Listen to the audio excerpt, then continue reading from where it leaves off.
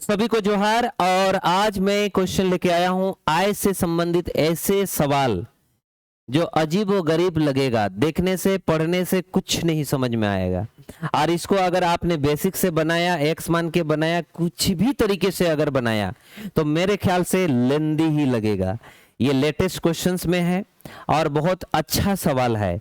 आने वाला दिन में भी इसी से जुड़ी हुई सवाल ही मिलेंगे।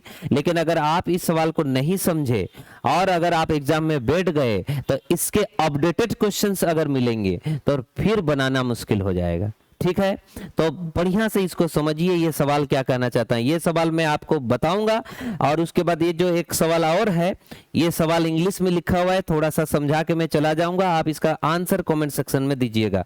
ठीक है, सोचिए 2020 में पूछा था, 2021 में भी इस तरह के सवाल मिले हुए थे और 2022 में भी पूछा है। आने वाला दिन में 2023 में भी पूछेंगे, ध्यान दीजिएगा। 2023 में भी पूछेंगे, 2024 में भी पूछेंगे, ये पीछा बिल्कुल नहीं छोड़ेगा, ध्यान दीजिए। पढ़िए एक बार।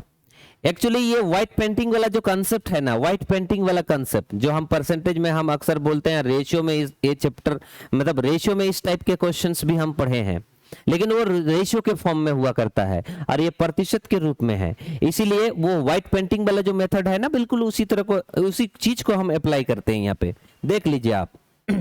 लिखा है कि ए की आय बी की आय का 80% है और ए का खर्च बी के खर्च का 60% है। यदि ए की आय बी के खर्च के 90% के बराबर हो तो ए की बचत बी की बचत से कितना प्रतिशत अधिक है। बहुत जबरदस्त चीज है, कुछ भी नहीं है, सिंपल चीज है। सवाल में इस तरह से बोलना चाहता है, बोला ए और बी के बीच में कुछ तालमेल पूछा है। बोला ए की जो आय है ना वो बी की आय का 80% है, ऐसे बोला। अर्थात ए बटा बी बराबर हो जाएगा 80%। 80% मतलब 4/5 होता है। बस कहानी खत्म।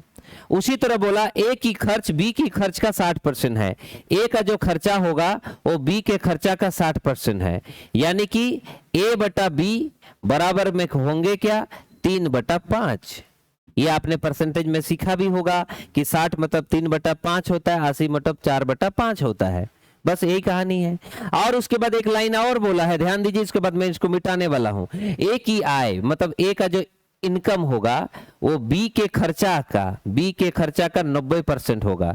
90% अर्थात ए का इनकम और बी का जो खर्चा पानी है, इनके बीच का तालमेल 9/10 है। यही कहना चाह रहा है और कुछ नहीं कहना चाह रहा है। तो मैं इसको डायरेक्ट कहने को बताना चाहता हूं, डायरेक्ट बताना चाहता हूं। इसको छोड़ो, इसको मिटा दिया मैंने। अभी देखो सवाल को एक बार फिर पढ़ेंगे। सवाल बोला ए की आय बी की आय का 80% है।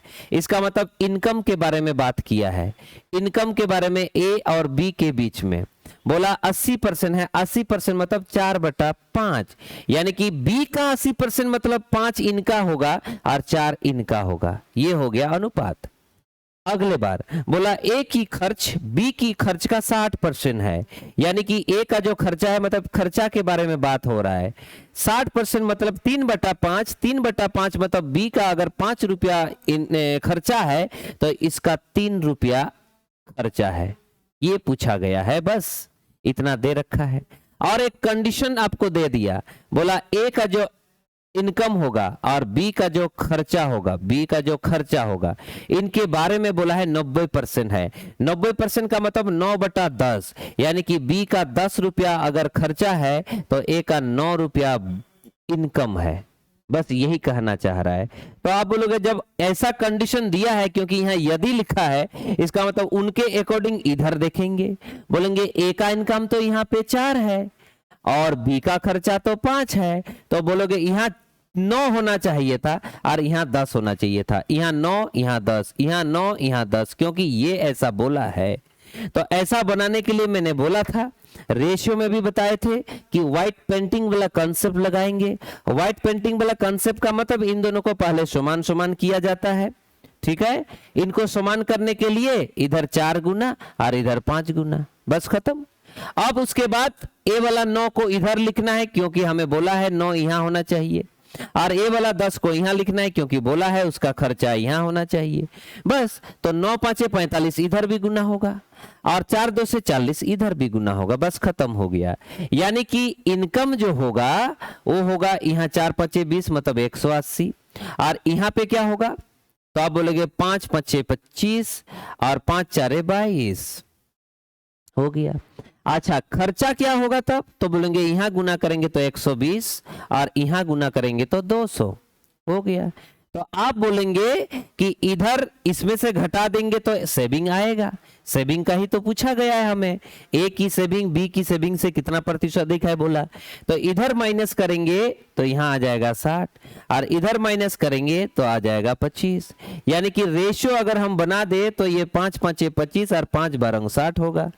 हमें सवाल में बोला ए का बचत बी के बचत से कितना अधिक है, ए का बचत बी से कितना अधिक है। देखिए 5 से 12 आ गया, 7 बढ़ा, कहां से बढ़ा 5 से, क्या में बढ़ेगा प्रतिशत में, और अगर प्रतिशत में बढ़ेगा तो 5 20 और 20 7 140, यानी कि 140% अधिक है, अधिक।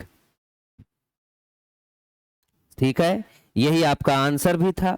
ये जबरदस्त तरीके से बना। इस क्वेश्चन को अगर कोई दूसरा तरीका से करोगे तो इतना आसान नहीं होगी, सबसे आसान यही है। हो सकता है आपको मुझे समझाना पड़ रहा है इसलिए इतना टाइम लग रहा है, लेकिन अगर मैं नहीं समझाऊंगा तो मैं कुछ सेकेंड में ही इसको सॉल्व कर सकता हूं। मेरे ख्याल से आप समझ गए। बार बार इनको देखिए, समझिए मैं कहना क्या चाहता हूं, एक भी पॉइंट में छोड़ना नहीं चाह रहा, मैं हर चीज बोल रहा हूं, इसीलिए टाइम इतना ज्यादा लग रहा है और कुछ नहीं। तो इस सवाल को मैं आपको समझाना चाहता हूं। देखो, The income of A is 60% less than that of B, मतलब A और B के बीच में जो रेशियो होगा इनकम का, क्या का, इनकम का, वो होगा 60% कम, B से 60% कम है। A का जो इनकम है 60% कम है B से 60% कम, यानी कि अगर इसका 100 है तो इसका 40% होगा, ऐसा कहना चाहता है। रेशियो में देखोगे तो इसका मतलब ये 5 और यहाँ पे 2 आ जाता है, बस यही कहानी है। और एक और बोला है सवाल में कि the expenditure of A is equal to 60% of B's expenditure, मतलब इनका खर्चा के बारे में भी बात हुआ है। बोला ए का जो खर्चा है और बी का जो खर्चा है, इनके बारे में बोल रहा हूं कि इक्वल होगा 60% के बराबर, मतलब इनका ये 60% होगा, अगर ये 100 है तो इसका 60 है, यही कहना चाह रहा है। यानी कि रेशियो देखोगे तो 3:5 नजर आएगा। ठीक है, मेरे ख्याल से समझ गए। उसके बाद बोला सवाल में कि इफ, ये कंडीशन है, उस कंडीशन के आधार पे सारे चीजें बनाएंगे। If A's income is equal to 70% of B's expenditure, मतलब ए का जो इनकम होगा और बी का जो खर्चा पानी होगा, इनके बीच का रेशियो बोला है 70% के इक्वल में होगा, मतलब बी के एक्सपेंडिचर का 70%, यानी कि इसका 100 है तो इसका 70 होना चाहिए, यही कहना चाह रहा है। अर्थात ये 7:10 के रूप में होगा। अब आगे इन्हीं के अकॉर्डिंग व्हाइट पेंटिंग लगाएंगे, मतलब समान समान करेंगे, उसके बाद हमें जो बोला है सो निकालेंगे। What is the ratios of saving of A and B, ऐसे बोला, what is the ratio of saving of A and B, A and B, तो इसका मतलब निकाल सकते हो, आराम से निकाल सकते हो। यहाँ तो रेशियो ही पूछा जा रहा है, तो ठीक है, कमेंट सेक्शन में बताइएगा, ऑप्शन आपको दे दिया हूं। सभी को धन्यवाद।